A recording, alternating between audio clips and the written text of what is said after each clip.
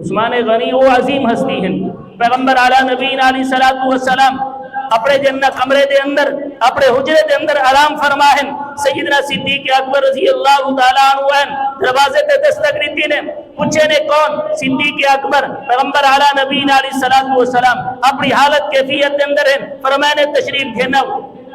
آبوں جو اندر سیدنا فاروق اعظم رضی اللہ تعالیٰ عنہ دروازے تے دستک دیتی ہے، کون؟ عمر فاروق، پیغمبر اعلیٰ نبی علیہ الصلوۃ والسلام وہ حالت دے وچ موجود ہیں، فرمانے کہ آبوں جو اندر والی تو بعد سیدنا عثمان غنی رضی اللہ تعالیٰ عنہ تشریف گھنن قائم جل دروازے تے دستک دیتی نے، پیغمبر اعلیٰ نبی علیہ الصلوۃ والسلام نے پوچھے کون؟ حضرت سیدنا عثمان غنی رضی اللہ تعالیٰ عنہ نے عرض کی تے عثمان، پیغمبر اعلیٰ نبی علیہ الصلوۃ والسلام اچھن اپنا پنلے تے کپڑا سیدھا فرمائنے بل فرمائنے کہ عثمان آ بنو۔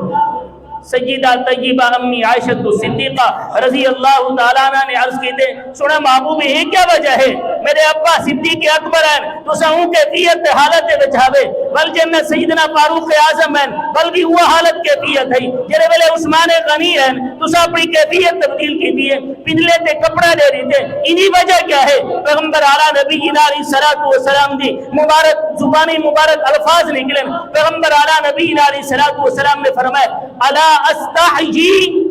من رجل، میں اون آدمی کے لئے حیاء نہ کرا یستحیی من الملائکہ جنہیں کو فرشتے بھی حیاء کریں۔ اے عظیم شخصیت، اے عظیم مقام والے نوجوان ہیں،